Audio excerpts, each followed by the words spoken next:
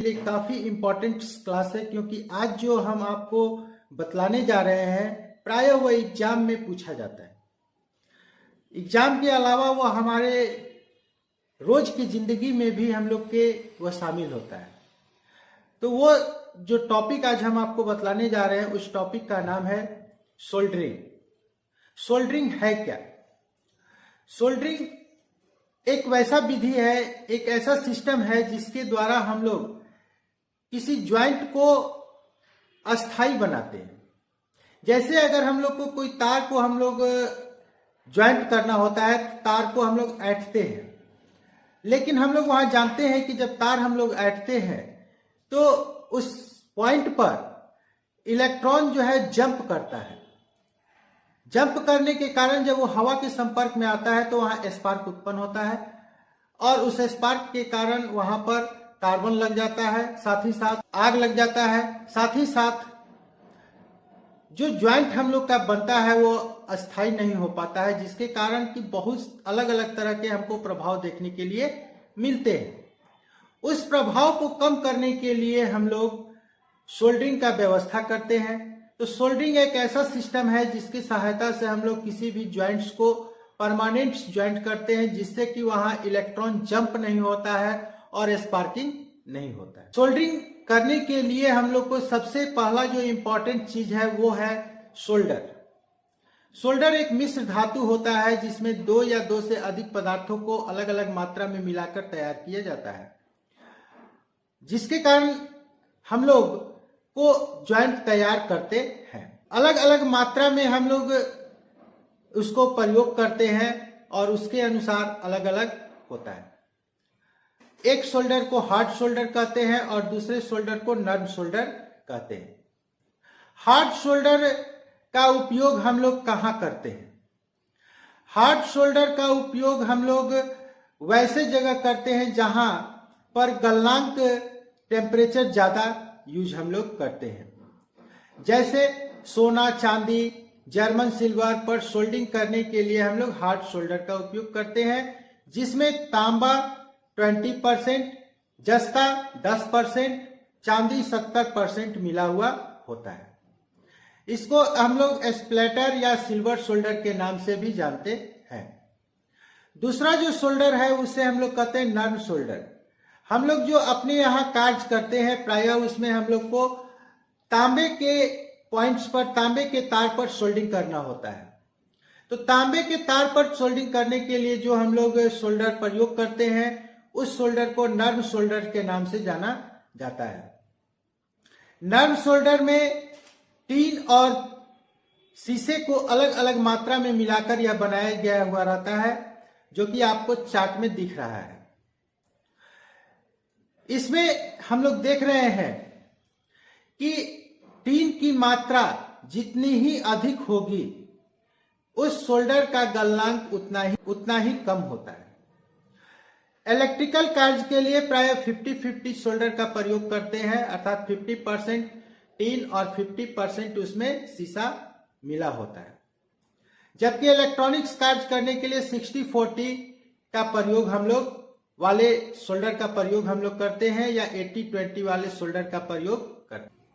ये हम लोग का है शोल्डर जिसका प्रयोग हम लोग करते हैं, और बोलचाल की भाषा में इसको हम लोग शोल्डर को रांगा के नाम से जानते हैं। अब दूसरा जो चीज, मुख्य चीज है शोल्डर के साथ साथ जब हम लोग किसी जगह को शोल्डर करते हैं तो सबसे पहले उस जगह के पहले से जो लगा कार्बन है उसको हमको हटाना पड़ता है।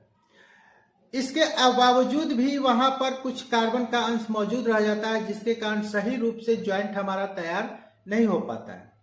इसके लिए हम लोग फ्लक्स का उपयोग करते हैं और ये हम लोग का फ्लक्स है।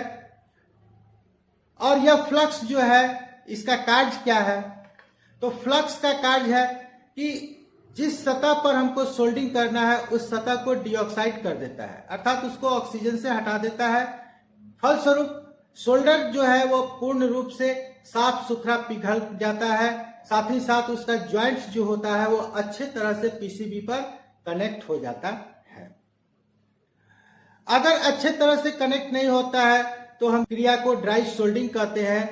ड्राई सोल्डिंग क्या है? ड्राई सोल्डिंग का मतलब है कि ऊपर से देखने पर तो लगता है कि वह सोल्डिंग हो चुका है, लेकिन अंदर से वह पूर्ण रूप से सोल्डिंग नहीं होता है, जिसके कारण कभी वह संपर्क में आता है और कभी वह संपर्क में नहीं आता है।